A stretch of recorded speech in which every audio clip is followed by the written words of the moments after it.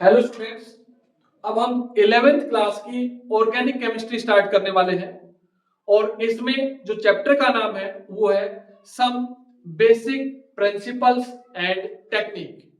सबसे important chapter है क्योंकि इसी चैप्टर के अंदर आईयूपीएसी नोमेनक्लेचर आती है।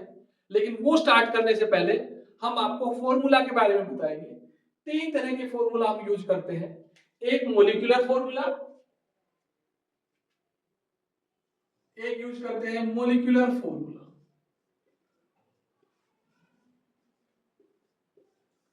अब कोई भी हमारे पास कंपाउंड है, फॉर एग्जांपल ब्यूटीन, तो ब्यूटीन का मोलिकुलर फॉर्मूला होगा C4H10। ये ब्यूटेन का मोलिकुलर फॉर्मूला है। अगर ब्यूटेन के सेकंड आता है स्टेप आपका कंडेंस फॉर्मूला,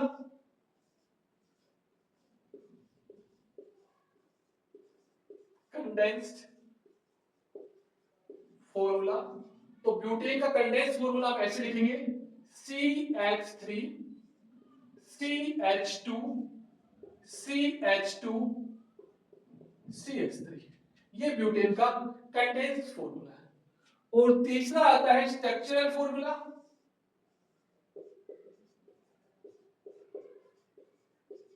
स्ट्रक्चरल फॉर्मूला।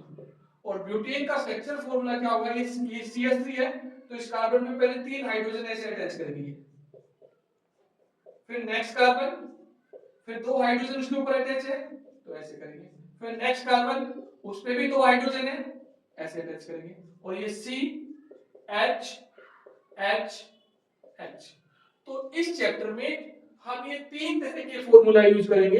एक मोलिकुलर फॉर्मूला जो इस शेप में होगा आपका, कंडेंस फॉर्मूला ऐसे होगा और स्ट्रक्चरल फॉर्मूला ऐसे होगा। एक और देख लीजिए इसके साथ।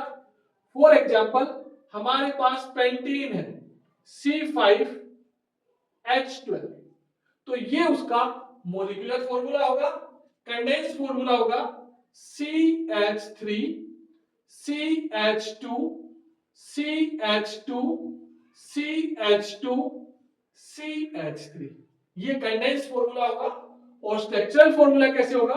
CH H H CH H CH H CH H और CH H। ये स्ट्रक्चरल फॉर्मूला है पेंटेन का, ये कंडेंस फॉर्मूला है और ये मॉलिक्यूलर फॉर्मूला है। आशा करता हूं आपको ये तीनों फॉर्मूला समझ में आ गए होंगे कि मॉलिक्यूलर फॉर्मूला क्या होता है, कंडेंस फॉर्मूला क्या होता है और स्ट्रक्चरल फॉर्मूला क्या होता है। इसके बाद इसी चैप्टर में आपको कोई कंपाउंड दे दिया जाएगा और आपसे पूछेगा how many sigma bonds and how many pi bonds are present. उसके साथ साथ किसी कंपाउंड के अंदर कार्बन के ऊपर नंबरिंग करके पूछेगा ये कार्बन एटम में कौन सी हाइब्रिडाइजेशन है। तो दो चीजें और बताएंगे इसके साथ साथ हम आपको कि एक तो ये बताएंगे कि हाइब्रिडाइजेशन कैसे फाइंड करोगे और दूसरा ये फाइंड बताएंगे कि सिग्मा बॉन्ड और पाई बॉन्ड कैसे कैलकुलेट करोगे। अब जैसे आपको ये एक मॉलिक्यूलर फॉर्मूला दे दिया C4H8 और आपसे बोलेगा कि इसमें ये बताइए कितने सिग्मा बॉन्ड है और कितने पाई बॉन्ड है। तो सबसे पहले हम इसका स्ट्रक्चरल फॉर्मूला लिखेंगे क्योंकि C4H8 का मतलब हो गया ब्यूटीन। क्या हो गया? ब्यूटीन। तो 4 कार्बन लगाएंगे, 1 2 3 और 4। अब ब्यूटीन में एक डबल बॉन्ड होता है, तो अभी तो आपने आईयूपीएसी नोमेनक्लेचर सीखी नहीं है, इसलिए डबल बॉन्ड कहीं भी लगा दीजिए। जैसे आपने यहां डबल बॉन्ड लगा दिया। अब इस कार्बन की वैलेंसी 4 होती है तो 2 से तो ये अटैच हो गया, एक हाइड्रोजन यहां लगाएंगे, एक हाइड्रोजन यहां लगाएंगे। ये कार्बन 3 साइड से अटैच है तो इसमें सिर्फ एक ही हाइड्रोजन लगेगा। ये वाला कार्बन 2 साइड से अटैच है तो यहां एक हाइड्रोजन लगेगा, यहां एक हाइड्रोजन लगेगा। ये वाला कार्बन एक ही साइड से अटैच है तो इसमें 3 हाइड्रोजन लगेंगे। तो हमने ये जो आपका मॉलिक्यूलर फॉर्मूला था इसका यूज करके पहले स्ट्रक्चरल फॉर्मूला लिख लिया। अब अगर सिंगल बॉन्ड है वो तो कहलाते हैं सिग्मा बॉन्ड और अगर डबल बॉन्ड है तो इस डबल बॉन्ड में एक सिग्मा बॉन्ड होगा, एक पाई बॉन्ड होगा, और अगर ट्रिपल बॉन्ड है तो इसमें एक सिग्मा बॉन्ड होगा, दो पाई बॉन्ड होगा। इस कॉन्सेप्ट का आप यूज करना कि अगर कार्बन कार्बन के बीच में डबल बॉन्ड है तो उसमें एक सिग्मा बॉन्ड होगा, एक पाई बॉन्ड होगा, ट्रिपल बॉन्ड है तो एक सिग्मा बॉन्ड होगा, दो पाई बॉन्ड होंगे। अब देखिए ये कार्बन और हाइड्रोजन के बीच में सिंगल बॉन्ड है तो ये सिग्मा बॉन्ड, इस कार्बन और हाइड्रोजन के बीच में सिंगल बॉन्ड है, सिग्मा बॉन्ड। यह डबल बॉन्ड है, इसका मतलब एक सिग्मा बॉन्ड होगा, एक पाई बॉन्ड होगा। ये कार्बन हाइड्रोजन के बीच में सिंगल बॉन्ड है तो ये सिग्मा बॉन्ड, यहां भी सिंगल बॉन्ड है, जहां सिंगल बॉन्ड होगा वह सिग्मा बॉन्ड होगा। यहां सिग्मा बॉन्ड, ये सिग्मा बॉन्ड, ये सिग्मा, सिग्मा, सिग्मा और सिग्मा। अब हम इनको कैलकुलेट कर लेंगे। 1 2 3 4 5 6 7 8 9 10 और 11। तो नंबर ऑफ सिग्मा बॉन्ड्स कितने होंगे?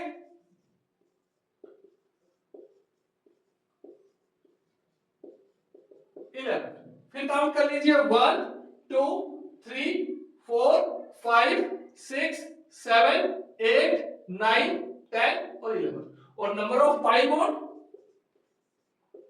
नंबर ऑफ पाई बॉन्ड वो क्या होगा? 1, क्योंकि जहां डबल बॉन्ड होता है वहां एक सिग्मा बॉन्ड होता है और एक पाई बॉन्ड। ट्रिपल बॉन्ड होगा तो एक सिग्मा बॉन्ड, दो पाई बॉन्ड। साथ साथ अगर आपसे ये पूछे कि इन कार्बन एटम की हाइब्रिडाइजेशन बढ़ रही है तो अगर कोई भी कार्बन हर तरफ से सिंगल कोवेलेंट बॉन्ड से अटैच होगा तो वो होता है sp3 हाइब्रिडाइजेशन। अगर कार्बन किसी भी साइड से डबल बॉन्ड से अटैच हो गया तो वो होगा sp2 हाइब्रिडाइजेशन, और ट्रिपल बॉन्ड से अटैच हो गया तो वो होगा sp हाइब्रिडाइजेशन। अब देखिए ये वाला कार्बन चारों साइड से सिंगल बॉन्ड से अटैच है तो इसका हाइब्रिडाइजेशन क्या होगा? sp3 hybridisation. ये वाला कार्बन भी चारों साइड से सिंगल बॉन्ड से अटैच है तो इसका हाइब्रिडाइजेशन भी क्या होगा? sp3। ये वाला कार्बन एक साइड से डबल बॉन्ड से अटैच है तो इसका हाइब्रिडाइजेशन होगा sp2, और ये वाला कार्बन भी एक साइड से डबल बॉन्ड से अटैच है तो इसका हाइब्रिडाइजेशन होगा sp2। तो मुझे लगता है आपको समझ में आ गया होगा। जब आपको ये लगे कि कार्बन हर तरफ से सिंगल बॉन्ड से अटैच है तो उस कार्बन का हाइब्रिडाइजेशन होगा sp3। अगर एक भी साइड से डबल बॉन्ड से अटैच है तो sp2, और ट्रिपल बॉन्ड से अटैच है तो sp हाइब्रिडाइजेशन।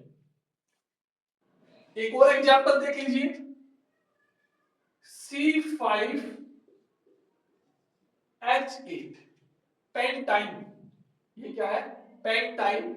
इसका स्ट्रक्चरल फॉर्मूला बनाएंगे तो 5 कार्बन ऐसे लिखोगे, पहले C C C और C, 5 कार्बन हो गए। अब एक के बीच में ट्रिपल बॉन्ड लगा दो ऐसे। अब ये तीन साइड से अटैच हो गया तो यहां एक हाइड्रोजन लगाएंगे, यहां हाइड्रोजन नहीं लगाएंगे क्योंकि तीन ये और एक ये, 4 कंप्लीट हो गए हैं। इसका ये एक हाइड्रोजन इधर, यहां एक हाइड्रोजन, एक हाइड्रोजन यहां, एक हाइड्रोजन यहां, एक यहां, एक यहां, एक यहां। आप कैलकुलेट भी कर लीजिए, 5 कार्बन और 8 हाइड्रोजन होने चाहिए तो 1 2 3 4 5 6 7 और 8, 8 हाइड्रोजन है। 1 2 3 4 5, 5 कार्बन है। तो सबसे पहले हाइब्रिडाइजेशन बता देते हैं। ये वाला जो कार्बन है ये ट्रिपल बॉन्ड से अटैच है तो इसमें ये वाला कार्बन sp हाइब्रिडाइज होगा। ये वाला कार्बन भी ट्रिपल बॉन्ड से अटैच है तो ये sp हाइब्रिडाइज होगा। ये वाला कार्बन हर तरफ से सिंगल बॉन्ड से अटैच है तो इसमें sp3 हाइब्रिडाइजेशन होगा। ये वाला कार्बन हर तरफ से सिंगल बॉन्ड से अटैच है तो sp3 हाइब्रिडाइजेशन होगा, और ये वाला कार्बन भी हर तरफ से सिंगल बॉन्ड से अटैच है तो इसमें भी क्या होगा? sp3 hybridisation. अगर कार्बन हर तरफ से सिंगल बॉन्ड से अटैच होगा तो sp3, डबल बॉन्ड से होगा sp2, ट्रिपल बॉन्ड से होगा sp। अब नंबर ऑफ सिग्मा बॉन्ड और number of pi bond calculate करेंगे।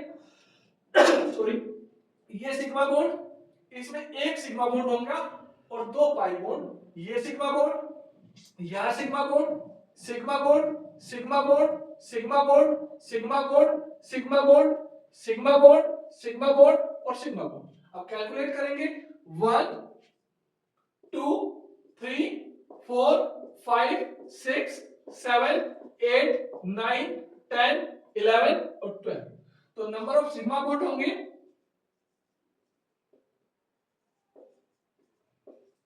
12।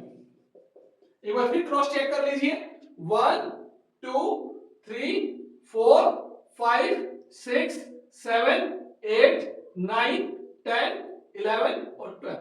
और नंबर ऑफ पाई बॉन्ड 2।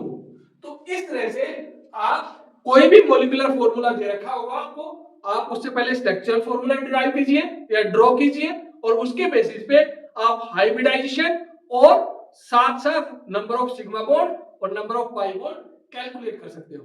जल्दी ही हम IUPAC नोमेनक्लेचर स्टार्ट करेंगे।